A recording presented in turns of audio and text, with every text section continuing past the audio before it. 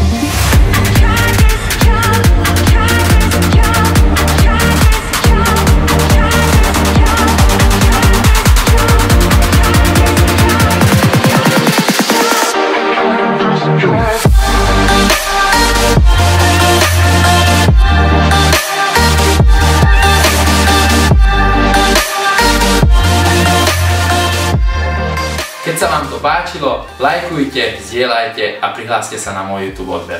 Každý týždeň vám ukážem niečo nové a užitočné. Teším sa na vás.